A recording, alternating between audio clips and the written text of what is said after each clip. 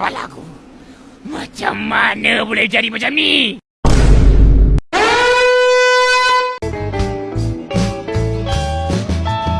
Bang, udah bang.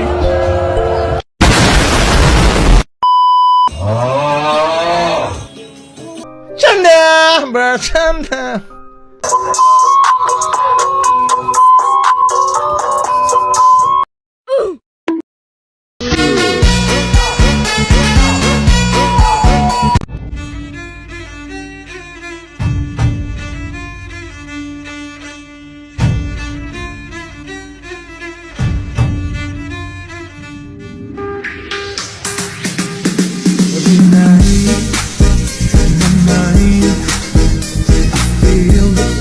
A few moments later. Assalamualaikum warahmatullahi wabarakatuh. Perkenalkan, nama saya Yoga Fikir Ramadhani. Saya dari jurusan Teknologi Informasi di Institut Teknologi dan Sains Nahdlatul Ulama, Bandar Lampung. Nah, di sini kembali lagi saya ingin menjelaskan atau mereview tugas saya yang diberikan oleh dosen saya yang bernama Bapak Alif. Yang mana beliau adalah salah satu dosen di matkul saya, yaitu Teori Organisasi Bisnis. Nah, di sini beliau memberikan tugas di ujian akhir semester ini untuk menjelaskan dari salah satu opsional yang diberikan oleh beliau. Dan saya memilih salah satu darinya itu yaitu sistem perubahan dengan menggunakan AI sebagai optimalisasi dalam bisnis. Gimana? Lanjutnya silahkan disaksikan. Bicara tentang AI dan bisnis, dua hal yang berbeda. Tapi marilah kita bahas di video kali ini. Nah, AI adalah suatu kecerdasan buatan yang dibuat oleh manusia untuk membantu mesin atau komputer mengerjakan tugas-tugas yang membutuhkan kecerdasan manusia. Nah, sedangkan bisnis itu adalah sebuah usaha, sebuah pekerjaan, atau mungkin sebuah kegiatan yang memiliki tujuan tertentu. Dua hal yang berbeda ini apakah bisa menjadikan satu atau dijadikan satu dalam collab atau sebagainya macam? Tentu saja bisa. Sebelum kita lanjut, kita bahas tentang modernisasi dahulu. Di zaman sekarang ini, di era tahun 2020-an ini, kemajuan atau modernisasi itu tidak bisa dihindari dalam hal apapun. Kayak agama, pendidikan, bahkan bisnis pun sudah termasuk dalam modernisasi. Dan dampak atau efek modernisasi ini sangat penting. Dalam bisnis pun seperti itu. Kita sebagai pembisnis, jika menggunakan AI sebagai alat bantu kita, itu bisa mengembangkan efisiensi, mengembangkan produktivitas, dan inovasi dalam bisnis-bisnis kita. Dan tentu saja itu sangat membantu atau mendukung seorang pembisnis. Yang mana bisnis itu juga membutuhkan kayak inovasi-inovasi baru, tren-tren yang lagi trending di zaman sekarang ini, atau mungkin efisiensi atau cara yang pas, gimana cara yang bisa marketnya ini. Nah, itu yang bisa membantu sebuah pembisnis dalam bisnisnya dengan menggunakan AI. Nah, apa aja lagi kelebihannya? Kita saksikan selanjutnya. Aspek penting dalam penggunaan AI dalam bisnis. Ya, salah satunya, bukan salah satunya sih, karena kan kita bahasnya agak banyak ya di sini. Yang pertama itu adalah automasi proses bisnis. Nah, kita kan tahu ya, di bisnis itu kan biasanya kalau bisnis yang besar biasanya itu ada pekerjaan rutin yang mana hampir setiap hari, hampir setiap jam, bahkan per menit pun itu ada tugas rutin tersebut.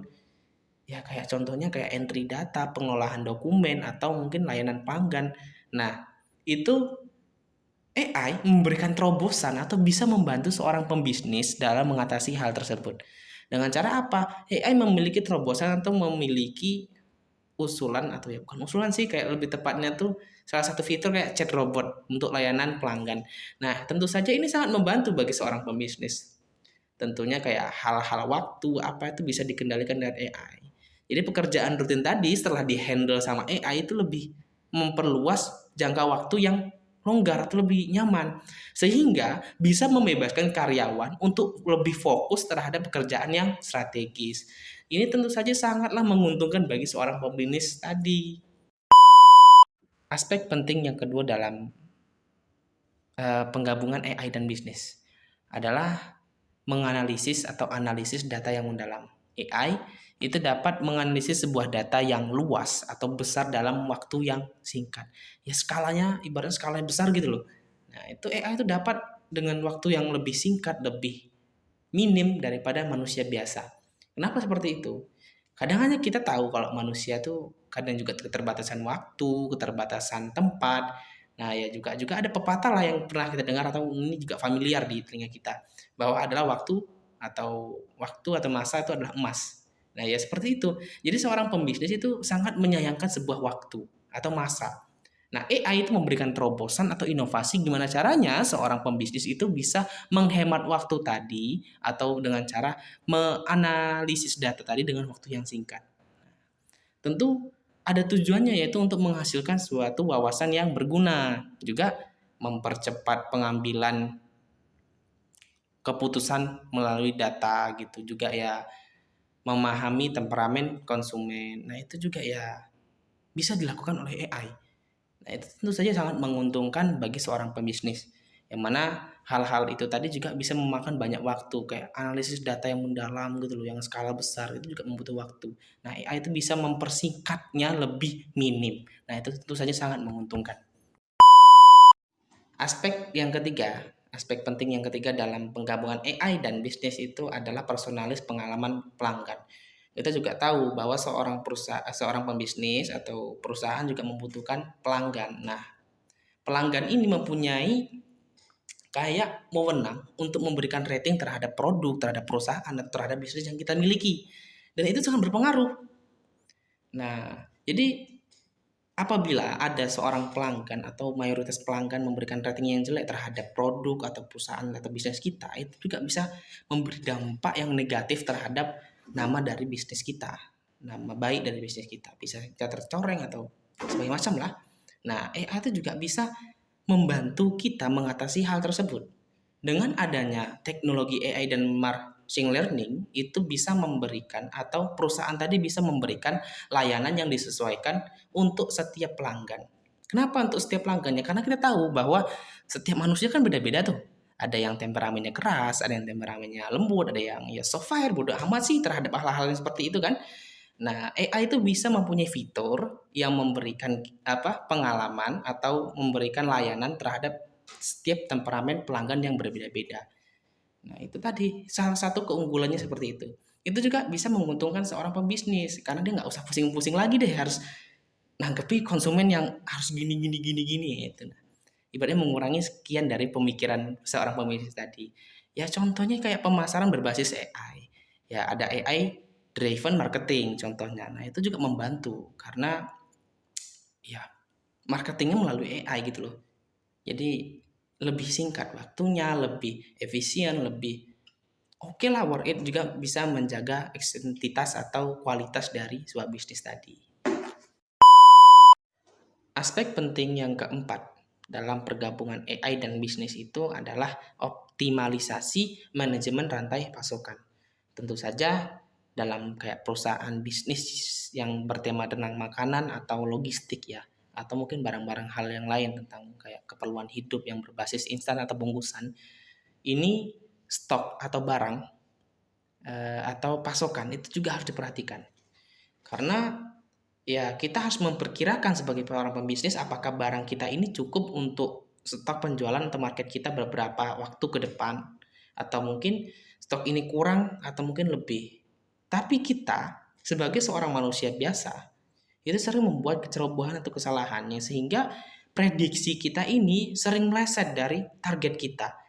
Sebenarnya misalnya kita menargetkan sekian, itu malahan kelebihan sehingga membuatkan kerugian yang nominalnya tidak sedikit. AI itu dapat membantu kita menghadapi masalah seperti ini.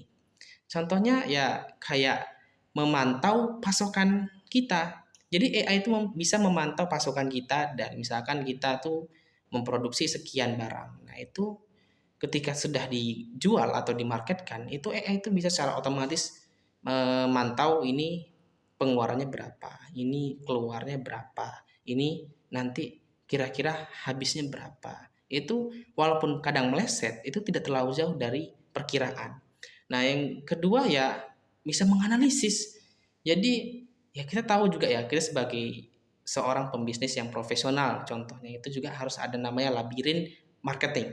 Nah, AI juga bisa membantu kita dengan labirin itu. Jadi AI itu bisa menganalisis pasokan-pasokan kita. Kayak misalkan produksi kita di bulan ini berapa, atau mungkin pengeluaran market kita terhadap market-marketplace di luar tuh berapa. Itu bisa dianalisis dengan AI. Nah, juga mengoptimalisasikan proses logistiknya. Jadi dengan misalkan kita punya barang sekian gini loh. Nah, itu AI itu bisa mempunyai inovasi atau cara yang diberikan gimana caranya tuh logistik kita ini atau barang kita ini bisa optimal terjual di luar dengan target sekian sekian sekian. Dan tentu saja itu ya nggak lepas sih namanya dari namanya kayak penjualan atau mungkin bisnis itu adanya namanya kerugian. AI ini cuma membantu mengurangi kerugian, bukan berarti menjauhkan atau mencegah kerugian secara utuh, tidak. Akan tapi meminimalisir. Nah, itu lebih tepatnya. Juga ya mengurangi logistik kita yang berlebihan. Jadi AI itu juga bisa memberikan fitur bahwa dengan kita targetnya bulan ini segini, ini berapa produksi barang yang harus kita produksi. Nah, itu AI bisa memberikan suatu contoh atau saran beberapa barang atau jumlah yang harus kita produksi. Nah, terus juga ya bisa memberikan manajer inventaris otomatis. Ya, ibaratnya tuh ya kita mengurangi pembiayaan dalam hal tersebut lah gitu. Kita masuk ke aspek yang kelima, aspek penting kelima antara penggabungan AI dan bisnis, yaitu perkembangan produk dan inovasi. Kita sebagai seorang pembisnis juga harus mementingkan namanya adanya inovasi-inovasi baru untuk pengembangan bisnis kita, untuk pengembangan perusahaan kita. Ya, kita nih contohnya misalkan membuat bisnis pada tahun 90-an dengan tren pada saat waktu itu. Apabila kita pakai lagi di zaman sekarang ini tentunya juga kita pasti ketinggalan dan kurangnya daya tarik seseorang terhadap produk kita. Karena apa? Tren itu juga mempengaruhi akan ketertarikan pelanggan terhadap suatu produk. Kayak gini, contohnya ya, mie Indomie. Mie Indomie waktu kita kecil nih ya paling cuma mie goreng biasa, mie instan, rasa mie goreng, rasa kari ayam, rasa soto. Lalu dengan perkembangan zaman nih, yang mana kan lagi trending-trendingnya kadang di TikTok atau sebagai macam itu ada kayak Korean food atau mungkin makanan-makanan daerah lainnya yang belum pernah terekspor mulai aneh-aneh. Nah, itu juga perlu diperhatikan. Jadi ada perkembangan di satu produk itu. Jadi yang Indomie yang awalnya itu biasa aja dengan mengikuti tren tadi, dia bisa tetap menjaga eksistensi produknya supaya tetap laris dengan memberikan inovasi-inovasi baru. Nah, ya itu kayak lebih tepatnya sih prevensi konsumen. Lebih sekarang kan banyaknya itu kan konsumen tuh memberikan usulan terhadap suatu produk kayak tolong dong ini di apa namanya tuh rasanya bervariasi lagi apa gimana. Oh ini bungkusnya yang keren dong. Nah dengan itu adanya pertimbangan seorang pembisnis itu mempertimbangkan konferensi dari atau prevensi dari konsumen tadi. Lalu timbullah namanya inovasi-inovasi baru. Ya contoh juga dalam desain. Ya, kalau misalkan kita buat produk dengan desain yang kayak masih desain-desain tahun-tahun 90-an dengan animasi atau gambar warna perpaduan warna yang visualitasnya minim, ya otomatis di zaman sekarang ya nggak maju. Nah, kita lihat aja di beberapa produk atau mungkin barang-barang yang dimarketkan di zaman sekarang itu pasti perpaduan warnanya, visualitasnya ibaratnya itu. Periklanannya itu udah tertata. Nah, AI juga bisa membantu kita dalam hal itu. AI bisa menganalisis tren-tren yang lagi trending di zaman sekarang ini. Yang mana itu juga bisa membantu kita untuk mengembangkan produk-produk kita dan bisnis-bisnis kita.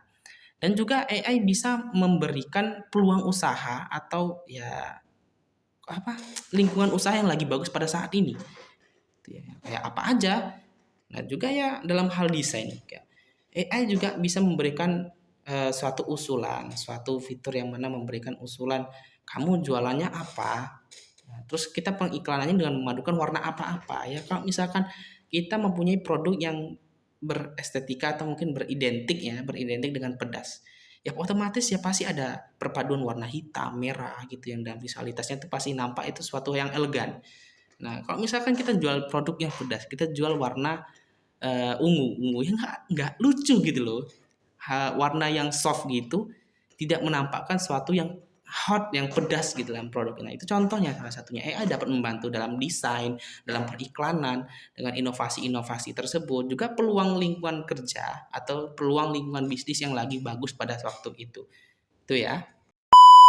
Nah, kita masuk ke aspek penting yang keenam, yaitu keamanan data dan penganalisis penipuan. Kita sebagai seorang pembisnis ini juga harus, ini paling penting bagi saya pribadi, untuk menjaga data-data base perusahaan kita. Kenapa? Karena ketika data-data kita itu sampai bocor atau sampai diambil sama orang lain, itu bisa berisiko menghancurkan perusahaan kita atau bisnis kita. Ya karena di dalam database itu ada transaksi kita, ada pengeluaran, pemasukan kita, data-data itu di sana semua. Dan apabila ada orang lain itu mengambil itu beresiko untuk mengetahui hal-hal itu. Nah, kita bisa mengalami kerugian yang nggak terhitung, bahkan bisa sampai kerugian yang membuat kita bangkrut. Nah, AI itu membantu kita sih dengan menjaga keamanan data-data kita tadi. Ya, diantaranya dengan menggunakan sistem keamanan siber berbasis AI. Ya, ini juga membantu seorang pembisnis atau pengusaha itu menjaga data-database-nya dari orang-orang atau oknum yang tidak bertanggung jawab yang mengambil data-data yang seperti itu. Ya sebenarnya sih ya, AI gitu nggak menjamin secara sempurna bahwa data itu aman. Tapi secara realitanya itu lebih mending atau lebih bisa meminimalisir kebocoran data-data kepada orang lain. Apabila misalnya kita menjaga data kita offliner nih, kita menjaga data kita dengan memasukkan ke flash disk atau mungkin ke hard disk atau sebagainya macam ya, itu kan beresiko kayak kecerobohan kita pribadi, kadang kita ya bisa kehilangan atau mungkin ya bisa aja kecemplung air apa gimana, karena itu kan beresikonya tinggi. Tapi dengan adanya menggunakan siber yang berbasis AI itu akan membuat data-data kita tuh lebih terjamin amannya itu, karena dia bisa di backup, karena dia bisa dijaga dengan sandi dengan sebagainya macam. Juga ya kayak penganalisis penipuan, banyak seorang pengusaha atau pembisnis itu tertipu dengan adanya penipuan transaksi biasanya. Nah, transaksi itu kan kadang sih seorang pengusaha yang mana sih yang nggak senang misalkan ada konsumen atau mungkin orang yang tiba-tiba menghubunginya memesan suatu produk sebagai macam dalam jangka panjang atau mungkin produk yang jumlahnya banyak. Nah, tapi tanpa kita memikirkan potensi penipuan yang besar. Nah, AI itu membantu kita untuk memprediksi atau menganalisis gimana ini orang ini itu penipuan atau tidak, atau beresiko penipuan atau tidak dengan cara cyber itu tadi. Jadi ya fair sih untuk seorang pebisnis menjaga data-datanya yang aman, kenapa tidak gitu loh, daripada kamu beresiko untuk bangkrut karena kesalahan kamu sendiri. Nah, kita masuk ke aspek yang terakhir nih dari penggabungan AI dan bisnis, yaitu perkembangan dan pelatihan karyawan. Emang pembisnis aja yang boleh maju, karyawan nggak boleh? Ya tentu tidak, karyawan juga boleh maju, tapi dengan tata cara, dengan arahan tertentu. Nah, AI memberikan cara atau mungkin ya jalan gimana caranya karyawan itu bisa lebih terampil, mengasah keterampilannya dalam melakukan pekerjaan. Ya salah satunya dengan memberikan simulasi. AI mempunyai cara untuk memberikan simulasi terhadap karyawan untuk meningkatkan atau mengembangkan sebuah keterampilan dia. Nah, otomatis ketika keterampilan sebuah karyawan makin bagus, ya kinerjanya makin bagus dong, dan perusahaan itu ya makin makin oke, makin bagus, makin ya optimal secara pekerjaan. Ya mungkin saja kayak gimana caranya karyawan itu melakukan pekerjaan dengan singkat, dengan waktu yang minim, tapi bisa menghasilkan hasil yang optimal. Nah, itu juga bisa. Ya, AI juga memberikan fitur-fitur seperti itulah. Nah, semakin semakin banyak kita belajar ya semakin tahu dong intinya. Ya, software ibaratnya AI ini sangat berguna untuk karyawan juga. Pada intinya, penggabungan antara AI dan bisnis ini sangatlah bagus dalam perkembangan sebuah bisnis atau perusahaan. Akan tetapi, semua hal yang di dunia ini pasti ada dampak baik dan dampak buruknya. AI memang membantu kita, seorang pebisnis, untuk memajukan sebuah perusahaan. Akan tetapi, juga ada dampak buruknya dalam hal apapun. Salah satu contohnya ketergantungan kita terhadap bantuan AI. Jadi tingkat kemandirian kita sebagai manusia yang diciptakan secara zahir untuk bekerja dengan fisik, dengan pikiran itu terjadi kemunduran, terminim. Nah, itu juga bisa menyebabkan SDM kita rendah. Juga ya paling parahnya nih, itu mengurangi peluang kerja bagi orang lain. Karena ya jika seorang pembisnis atau seseorang pengusaha menemui atau menemukan bantuan AI secara keseluruhan, entah itu robotik atau mesin sebagai macam, peluang kerja manusia itu semakin minim.